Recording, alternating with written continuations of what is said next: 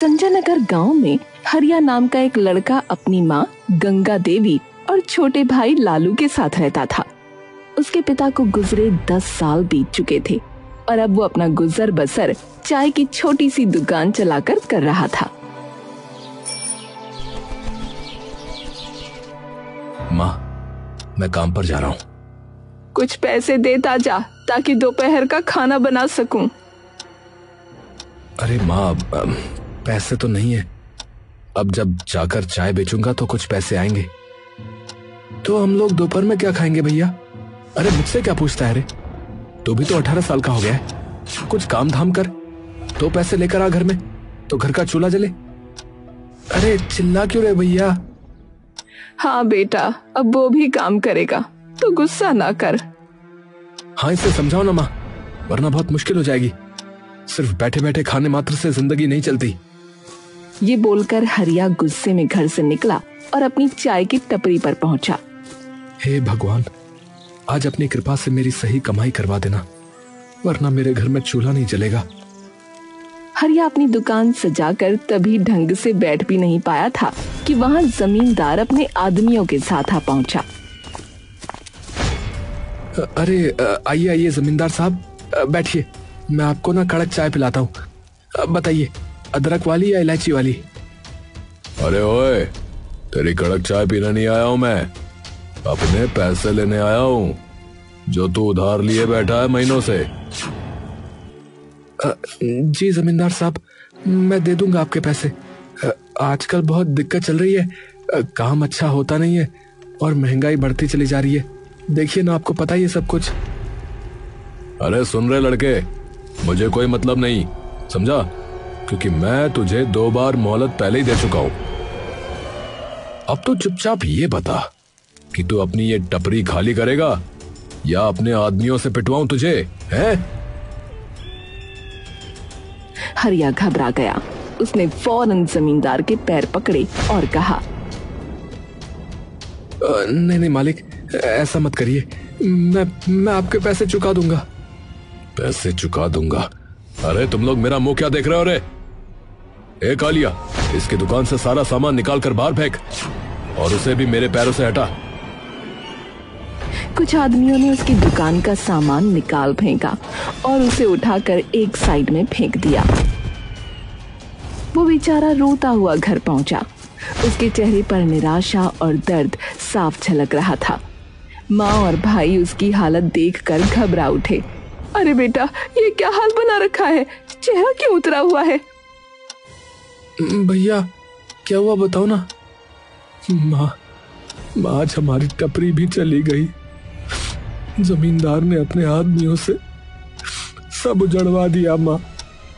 अब हमारे पास ना दुकान रही, नहीं कोई सहारा माँ। ये सुनते ही गंगा देवी और लालू के पैरों तले जमीन खिसक गई। घर में सन्नाटा छा गया। हे भगवान, अब हम क्या करेंगे? भैया, तो अब हम 2 वक्त की रोटी भी नहीं जुटा पाएंगे। और क्या? अरे और क्या, मुझे तो बस यही आता था, चाय बनाना और बेचना। अब और कौन सा काम करूं बता? कुछ देर तक घर में सिर्फ सिसकियां गूंजती रहीं। फिर माँ ने गहरी सांस भरकर कहा, बेटा, याद है तुम्हारे पिता जब गए थे तब उन्होंने वो खेत छोड़ा था। भले ही वो सालों से बंजर पड़ा है, मगर अब तुम्हें उस पर मेहनत करनी होगी। माँ, वो खेत? अरे उस सूखी जमीन पर भला क्या उगेगा? वहां तो घास तक नहीं होती। कोशिश करने वाले की कभी हार नहीं होती बेटा। आज नहीं तो कल जमीन रंग लाएगी। अगर हाथ पर हाथ धरे बैठे रहे तो भूख से मरेंगे। हाँ भैया, माँ सही कह रही है। चलो खेत पर मेहनत करते हैं। अरे भाई, मगर उसमें लगाने के लिए बीज और खाद चाहिए। पैसे कहां से लाएंगे इन सब के लिए? खाना तक तो है नहीं घर में। गंगा देवी ने आंचल में हाथ डालकर अपना मंगल सूत्र निकाला और बोली, ये ले लो, इसे गिरवी रख दो। जो पैसे मिलेंगे उससे खेती शुरू कर देना। अरे नहीं माँ, ये कैसे हो सकता है? ये तो पिताजी की आखिरी निशानी है। बेटा, अगर तुम्हारे पिता जिंदा होते तो वो भी यही करते। सुनो, मैं बेचने की नहीं कह रही, बस गिरवी रख दो, जब तरक्की होगी तो वापस छुड़ा लेंगे। बहुत मान मनोहार और आंसुओं के बीच दोनों बेटे आखिर मान गए। अगले ही दिन उन्होंने मंगलसूत्र गिरवी रखकर पैसे जुटाए। चलो लालू, अब कामयाबी या नाकामी सबकी सब हमारी मेहनत पर निर्भर है। हाँ भैया, अब पीछे हटना नहीं है। दोनों भाइयों ने ठान लिया कि वो खेत पर तरबूज की खेती करेंगे। दिन हो या रात, काफी तपती धूप हो या झमाझम बारिश हो, दोनों ने जी जान लगाकर खेत को संवार दिया।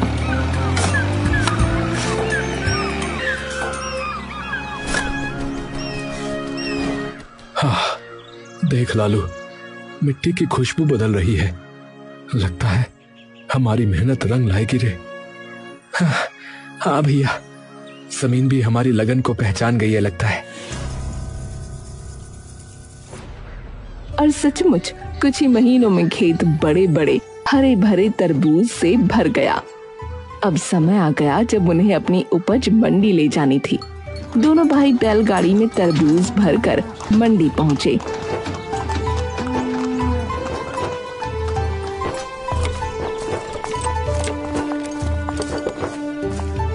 अरे वाह वाह भैया वाह, इतने ताजा और रसीले तरबूज तो मैंने सालों में नहीं देखे, बता रहा हूँ। हाँ हाँ भाई, हमें सब चाहिए भाई। तरबूज हाथों हाथ बिक गए। जब हरिया और लालू ने गिनती की तो उनके हाथों में मोटी रकम थी। भैया देखो देखो, आज कितना पैसा हुआ है। अब तो हम माँ का मंगलसूत्र तुरंत छुड़ा कर ले आएंगे। हाँ लालू, अब हमारी मेहनत का फल हमें मिल गया। चलो माँ की आंखों की चमक वापस लौटाते हैं अब। हरिया और लालू हाथ में मेहनत की कमाई थामे, चेहरे पर उम्मीद की चमक लिए मंडी से निकले। दिल में बस एक ही बात थी कि आज माँ का मंगलसूत्र छुड़ाना है। पर तभी पीछे से गड़गड़ाहट जैसी आवाज आई। भीड़ चीखती चिल्लाती उनकी तरफ भागी। भैया, ये सब हमारे पीछे क्यों दौड़ रहे हैं?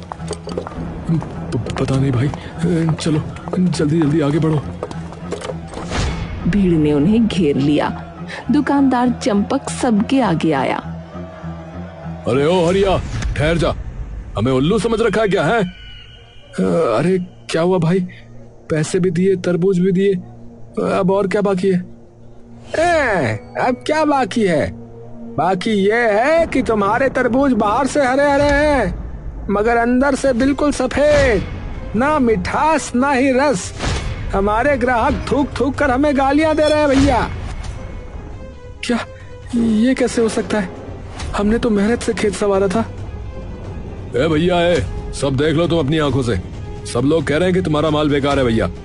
अब एक काम करो, हमारे पैसे वापस करो, वरना यहाँ से जिंदा नहीं जाओगे, बता रहे हैं। भीड़ का गुस्सा आसमान छूने लगा। डंडे उठने लगे, आंखों में खून उतर आया। भाई लोग, हमें एक मौका दो, जरूर कोई गड़बड़ हो गई होगी। हाँ, हमारे पास बस यही पैसा है, इसे ले लो, मगर हमें मारो मत। डरे सहमे दोनों भाइयों ने रकम लौटा दी। दुकानदार तरबूज वापस ठेलों पर पटक गए और गालियां देते हुए चले गए। हरिया और लालू धीरे धीरे घर लौटे। अरे बेटा, ऐसे मुंह लटका कर क्यों आ गए हो? मंगलसूत्र कहाँ है? माँ, सब खत्म हो गया माँ। वो तरबूज अंदर से सफेद निकले। सबने हमें धोखेबाज कहा माँ, पैसे फिर वापस करने पड़े। माँ, हमने महीनों की मेहनत की थी, सब राख हो गया। अब तो जीने की भी इच्छा नहीं बची। देखा माँ, देखा, मैंने पहले ही कहा था, वो खेत बंजर है, उस पर कुछ नहीं उगेगा माँ। नहीं बेटा, अगर जमीन सचमुच बंजर होती तो उस पर तरबूज की बेलें लहलहाती क्यों? कुछ तो चूक हुई है, हार मानने से जिंदगी नहीं चलती। मगर माँ, अब किस में ताकत बची है बताओ? ना पैसा है ना ही हिम्मत है। फिर से कैसे शुरू करेंगे? इस बार तरबूज नहीं, खजूर की खेती करो। समय ज्यादा लगेगा, मगर मुझे यकीन है इस बार किस्मत बदल जाएगी। खजूर? मगर माँ, बात वही है, पैसे कहाँ से आएंगे? इस बार मेरा आंगन ही गिरवी रख दो, ये झोपड़ी ही दे दो। माँ, घर अगर ये भी चला गया तो हम रहेंगे कहाँ माँ? माँ तुम पागल तो नहीं हो गई हो? क्या बोले जा रही हो? पागल नहीं हूँ, बस समझती हूँ कि जिंदा रहने के लिए छत से पहले पेट जरूरी है। अगर भगवान ने चाहा तो ये घर भी लौट आएगा। दोनों भाई माँ की बात सुनकर पत्थर हो गए, मगर हालात ऐसे थे कि इनकार की गुंजाइश ही नहीं थी। अगले दिन वो जमींदार के पास पहुंचे। मालिक साहब, हमारी झोपड़ी गिरवी रख लो, पर कुछ पैसे दे दो।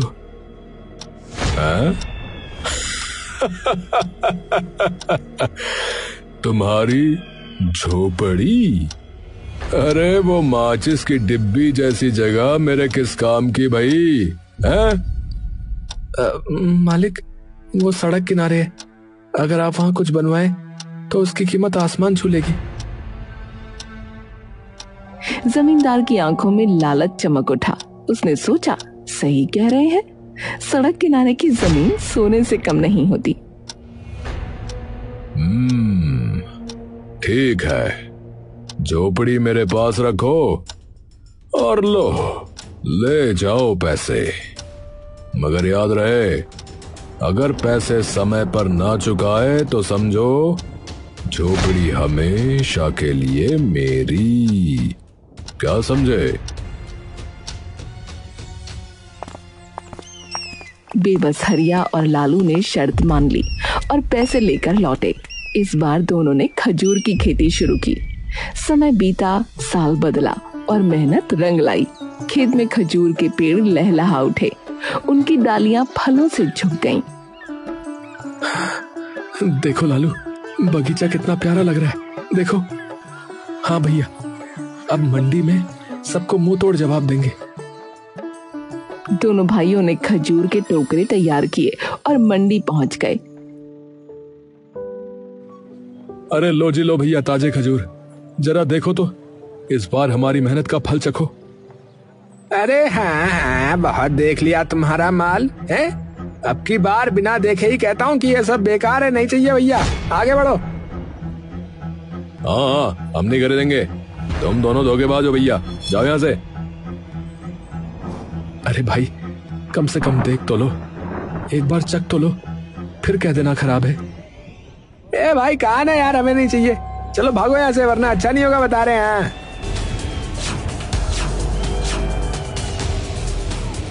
भीड़ फिर से शोर मचाने लगी। दुकानदारों ने बिना देखे ही खजूर ठुकरा दिए। अपमान से झुके सर और टूटे दिल लिए हरिया और लालू मंडी से वापस लौटे। भैया, लगता है किस्मत ही हमसे रूठ गई है। हाँ लालू, मेरी तो समझ में ही नहीं आ रहा है कि अब क्या करेंगे। हरिया और लालू मंडी से अपमानित होकर लौटे। चेहरों पर निराशा की कालिख थी। घर पहुंचकर उन्होंने माँ को सारी आप बीती सुनाई। क्या, बिना देखे ही लौटा दिया? अरे भगवान, ये कैसा अन्याय है मेरे बच्चों पर। हाँ माँ, अब तो लगता है कि इस धरती पर हमारे लिए जगह ही नहीं बची। तीनों कुछ देर तक खामोश बैठे रहे। सन्नाटा इतना गहरा कि मानो वक्त भी ठहर गया हो। अचानक गंगा देवी के चेहरे पर चमक आ गई। रुक जाओ, इतनी जल्दी हार मानना पाप है। पहले ये तो देखो कि ये खजूर वाकई बेकार है या नहीं। माँ, क्या फायदा जब मंडी वाले ही नहीं मानते तो। चुप, बिना चखे फैसला मत करो, ले आओ ये खजूर। तीनों ने खजूर तोड़े और खाने लगे। अरे अरे वाह, ये तो गजब के मीठे। सच कहूं तो मैंने इतनी स्वादिष्ट चीज अपनी जिंदगी में नहीं चखी।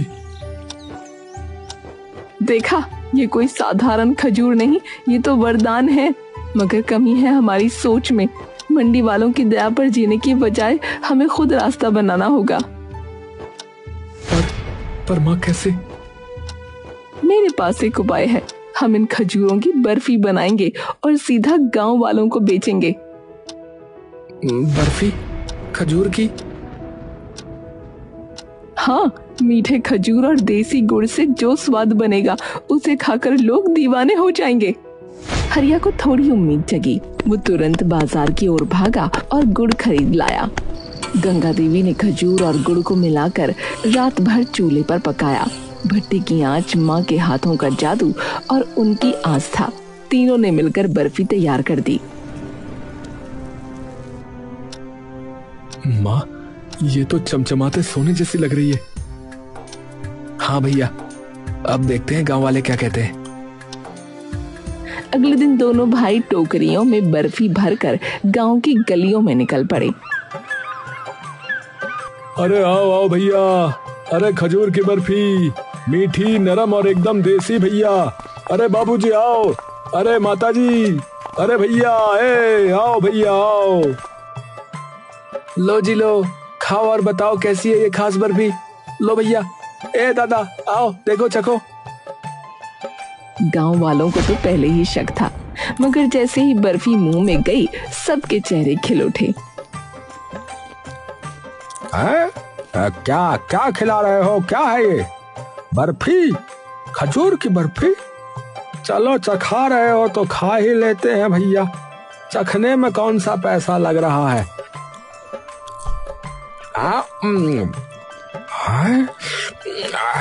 अरे भैया, ये तो गजब है भैया। अरे भैया गजब हो गया, ये गजब है। अरे भाई, और मिठाई तो छोड़ो, ये तो बिल्कुल दवा की तरह ताकत दे रही है। मेरे तो हाथ पैर में दर्द था, लेकिन अब मुझे काफी अच्छा महसूस हो रहा है भैया ये खाकर। एक काम करो भैया, मेरे लिए आधा किलो तोल दो। हाँ, और मेरे लिए 1 किलो भाई। भैया मुझे भी 1 किलो कर देना। मुझे तो बच्चों के लिए भी चाहिए। कुछ ही दिनों में खजूर की बर्फी पूरे गांव की सबसे ज्यादा बिकने वाली मिठाई बन गई। सभी तरफ उन्हीं की चर्चा थी। पैसे बरसने लगे। सबसे पहले हरिया ने माँ का मंगलसूत्र छुड़वाया। मंदिर जाकर उसने माँ के हाथों में उसे डालते हुए कहा, माँ, ये सिर्फ कहना नहीं, ये हमारी इज्जत है।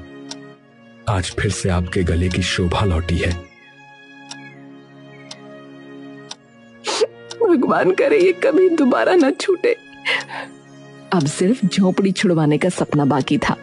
परिवार की आंखों में नई उम्मीद थी, मगर उनकी तरक्की देखकर जमींदार के दिल में आग लग गई। अरे धत तेरे की, ये गरीब अब अमीर बनेंगे? ऐसा नहीं हो सकता, नहीं हो सकता ऐसा। अगर इनके खजूर ऐसे ही बिकते रहे तो कल को तो ये हमारी बराबरी करने पर आ जाएंगे। तो मालिक करना क्या ये बताओ? अरे रात में जाओ रे कमबख्तों, और इसके सारे खजूर चुरा के ले आओ। सुबह सूरज निकले उससे पहले खेत खाली होना चाहिए। जमींदार ने योजना खतरनाक बनाई, मगर किस्मत से उसकी बातें मंडी के दुकानदार चंपक ने सुन ली। अरे भैया, ये तो घोर अन्याय है। मेहनत से उगे खजूर यूं चुराना? नहीं, मैं हरिया को बता दूंगा। हाँ। चंपक ने फौरन जाकर हरिया को सब बता दिया। अरे भैया सुनो, एक अंदर की बात है। जमींदार जो है तुम्हारे खिलाफ साजिश कर रहा भैया। आज रात उसके आदमी तुम्हारे सारे खजूर चुराने वाले हैं। मैंने सुन लिया था भैया, तभी बताने आ गया। क्या हमारे खजूर? धिक्कार है ऐसे जमींदार पर। हमारी मेहनत का फल चुराने की हिम्मत कर रहा है वो। बेटा, अब ये वक्त है हिम्मत दिखाने का। अगर तुम आज डरे तो हमेशा दबे रह जाओगे। नहीं माँ, आज मैं सबक उसे जरूर सिखाऊंगा। हरिया ने एक योजना बनाई और उसने खजूर के पेड़ों पर खुजली वाली जड़ी बूटी लगा दी। फिर जब आधी रात को जमींदार के गुंडे आकर खजूर तोड़ने लगे तो उनके पूरे शरीर में खुजली होने लगी। अरे भाई, मुझे ये खुजली सी हो रही है। अरे अरे अरे, ये हाथों में खुजली हो रही है। अरे भाई, अरे अब तो पैरों में भी होने लगी भाई। अरे यार, ये क्या हो रहा है? अरे मोरी मैया, अरे पूरा शरीर तो फैल गई भैया। अरे अरे भैया, पूरी खुजली खुजली हो रही है। अरे भाई, मुझे तो ऐसा लग रहा है जैसे चींटियों ने बारात निकाल ली हो मेरे शरीर के ऊपर। ए भैया। अबे यार, खजूर बाद में, सुनो, पहले खुजली उजली रोकने का इलाज लाओ भैया। अरे कुछ ही पलों में सब आदमी पेड़ छोड़ छोड़ कर सड़क पर ऐसे भागे जैसे उनकी कमर में आग लग गई हो। पूरा मंजर देखकर हरिया, लालू और चंपक ठहाकों से लोटपोट हो गए। अरे भाई, मैंने तो बहुत तमाशे देखे, लेकिन इतना शानदार कॉमेडी शो पहली बार देख रहा हूँ भैया।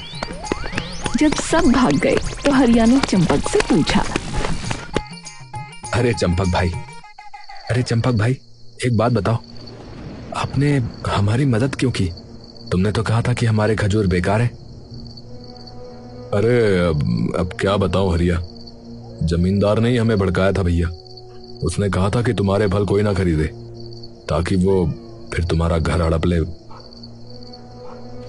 इसलिए। तो ये सब उस जमींदार का खेल था। लेकिन अब देखना, मैं अपना घर छुड़वा कर ही दम लूंगा। हाँ।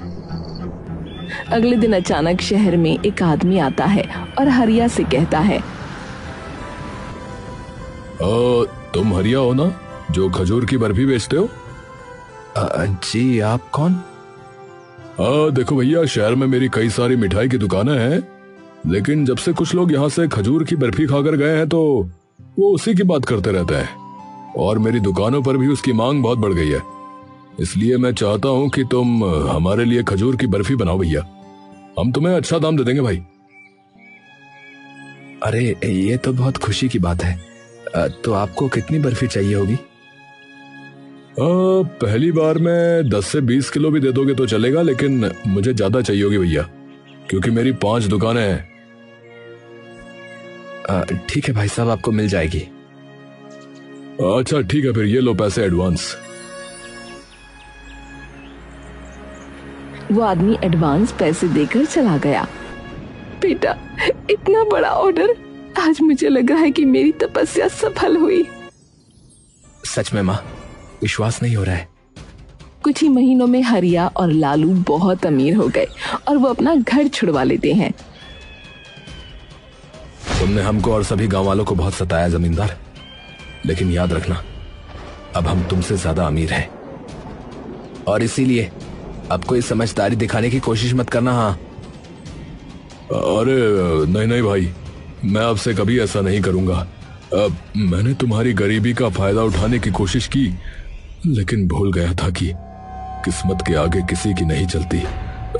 मुझे माफ कर दो भाई, मुझे माफ कर दो। हाँ, जाओ, माफ किया। चलो बच्चों। इस घटना के बाद गांव का कोई भी शख्स जमींदार के आगे नहीं दबता था और इस तरह हरिया और लालू की मेहनत से उनका भाग्य तो बदला और साथ ही जमींदार का दबदबा भी खत्म हो गया।